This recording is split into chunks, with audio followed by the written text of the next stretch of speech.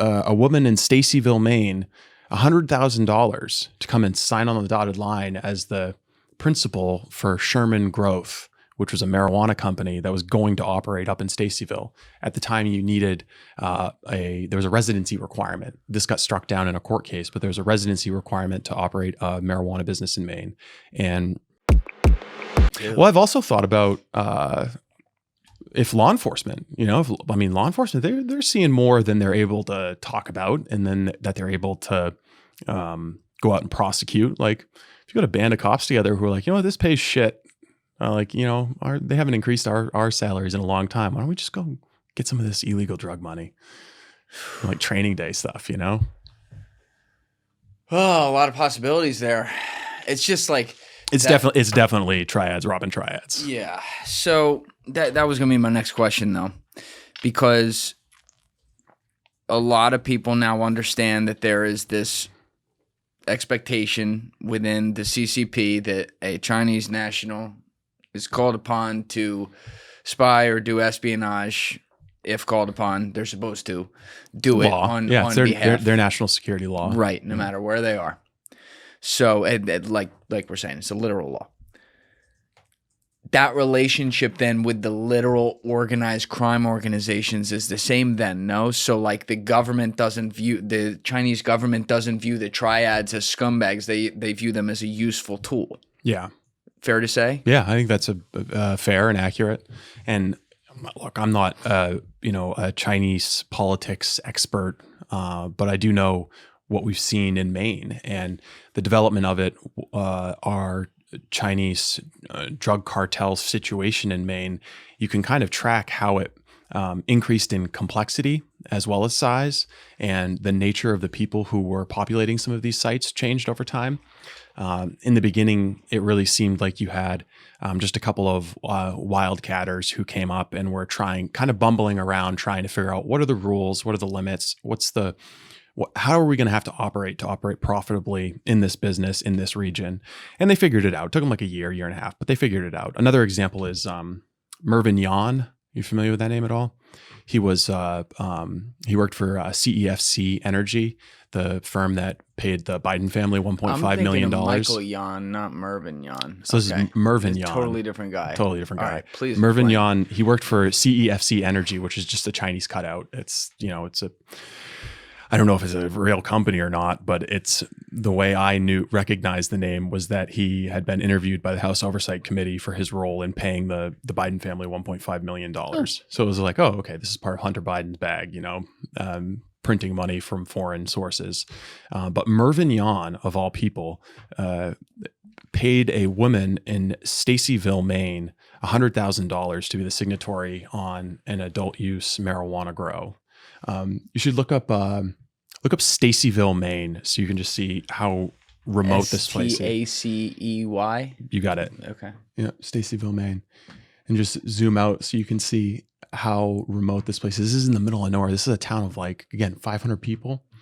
This is where you write a horror movie. But there was an old industrial site there that was right on the train tracks. So this is super deep. Remote, super remote. I mean, this is and there's a lake back there. Oh yeah. Yeah. No, this is a lot of water. Yeah.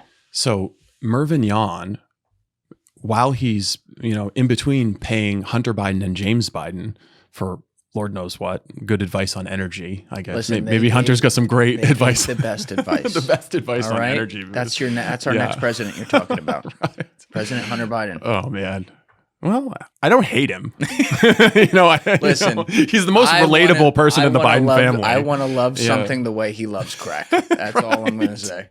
It was inspired. It was. Did you see the one with the Oppenheimer music behind it with imagery and everything? I was ready to go do crack. I was in. You could see a little addict's glint in his eye. Though. Dude, he was like, geez, if I keep talking about this, I'm gonna have to. The light is hey, take that sodium bicarbonate and then. Oh my God! Oh, that was so funny. The only thing he loves more than crack is his dead brother's sister, or former wife, rather. Oh yeah. All right, that just got dark. Botched the joke, but that got biblical. Okay. Sorry, you were saying Stacyville, though. Yeah. So Mervyn Yan in between doing this high-level bribery on behalf of a Chinese energy cutout, pays a woman in Stacyville, Maine, $100,000 to come and sign on the dotted line as the principal for Sherman Growth, which was a marijuana company that was going to operate up in Stacyville. At the time, you needed there was a residency requirement. This got struck down in a court case, but there was a residency requirement to operate a marijuana business in Maine. And Mervyn was going to pay this woman to be his Maine resident, paid $100,000. Random lady. Yep. Was like, talked with multiple people, and some people were like, no. And then he found the one who would take $100,000, and she was like, hell yeah. Sign me up. Goes down, gets fingerprinted, takes $100,000. And apparently later, at some point, it became clear that he wasn't going to move ahead with the project because this is, again, an example of them coming in and trying to figure out what the rules are. So Mervyn comes in and he goes, tier 4 adult use. That's the biggest grow you can get. It's like 20,000 plants. You can increase over time. So there were some of them who just came in and had the money and just said, okay, give me the biggest license and the biggest space you have. I'm going to, make a ton of money doing this. But then what he learned was approval's kind of hard for tier 4. Stacyville's a little remote, as you can see, and eventually he backs away from this. And God bless this woman in Stacyville. She got him to make good on it. She was like, "You're paying me." She's like, "I did my part." Good for her. Yeah, he did. Stand up for yourself. He did. This is a communist spy with principles. He made good on that debt. I appreciate that. So those were the early stages, like 2020 to 2022, kind of where they were trying to figure out exactly how they were going to be able to grow cannabis in Maine. And they embraced the getting permits and like this pantomime of compliance, pretending like they were following the rules. And then eventually they learned, no, the most profitable way to do this is just completely off the radar. Nobody's going to bother us. And that's what I kind of came into, was that stage of their development.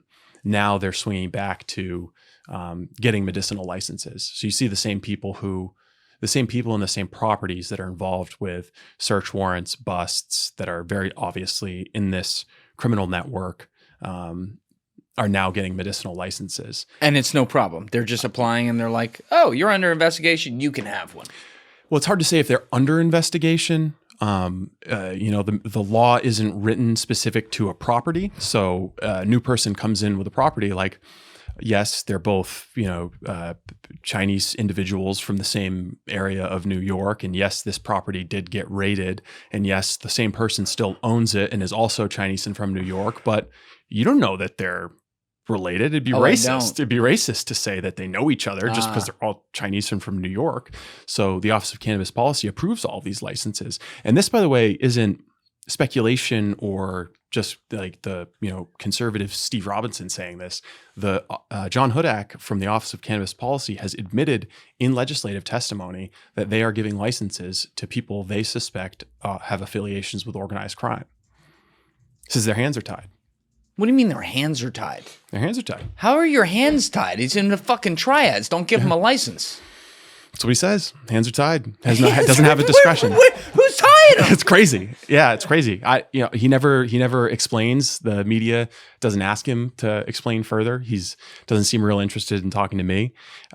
This is like the Truman Show, bro. Yeah, it's very, very bizarre. The longer I've looked at the problem of why these guys are allowed to continue to operate, I think I've said before, I told Sean, like, I try to stay away from this idea that all the politicians are crooked and everybody's been bribed. Oh, they are. I tend to believe things are more emergent and there's a lot more incompetence, but the idea that they're still operating, given the amount of publicity that we put on, like, I really thought initially I would do like 3 or 4 stories on this topic, be gone. Here I am 2 years later, still like, hey, why are we allowing this? This is, just like the environmental destruction that comes from these guys, the human trafficking, tax evasion, just the deterioration of our culture. It's like, why are we allowing this to happen in Maine? It doesn't, sadly, and I really do mean this, sadly, it doesn't surprise me at all that you've now been reporting on this for years and not even the slightest dent of the people that can actually do something about it has happened. Yeah, it doesn't surprise me now either, that I know what I know. But it's also having gone through this and reported on it and had this conversation about like, well, why is this? That's what people always ask. Yes. Like, well, why?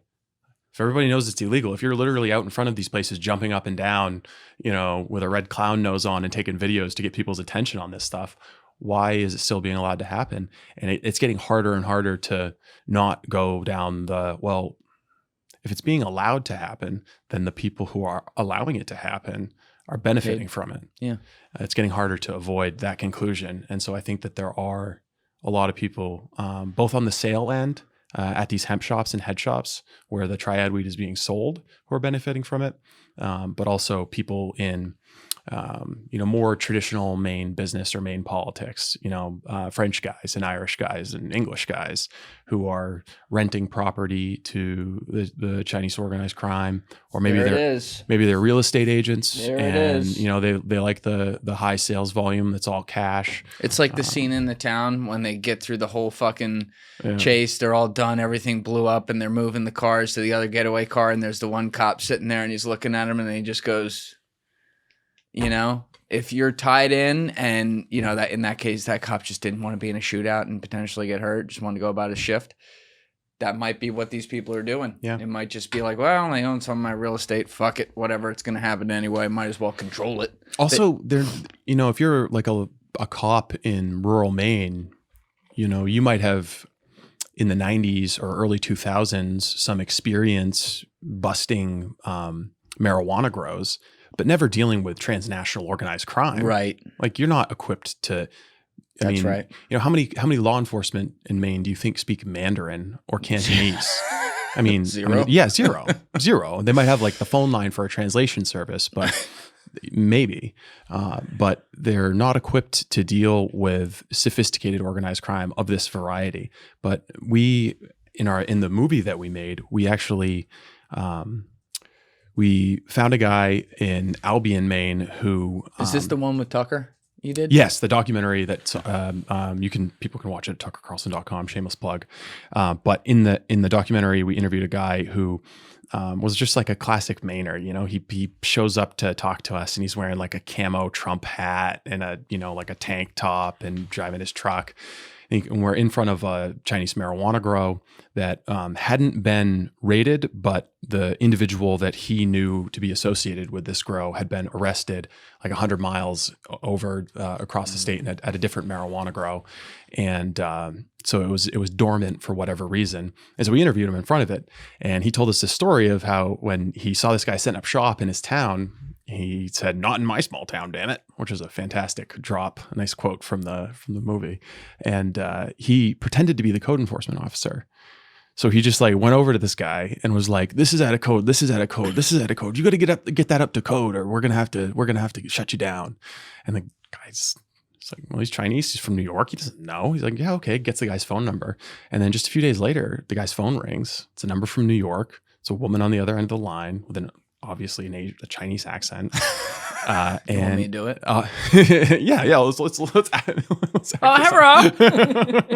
Sorry, I'm not trying to get you canceled. That's all right. I'm uncancelable at this point. So the woman offers to come to a financial arrangement, and the guy says, "Yeah, but you're gonna have to meet me in person." And they're like, "No, hang up."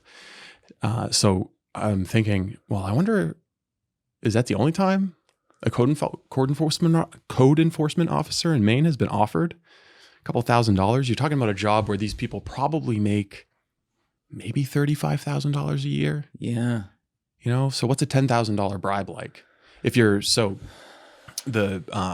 police task force in Washington State that works specifically on these illegal indoor residential marijuana grows. And they've estimated that one house, just like a 2,500 square foot house, customized with, every single room is growing marijuana, can generate anywhere from $1 million to $5 million in revenue a month.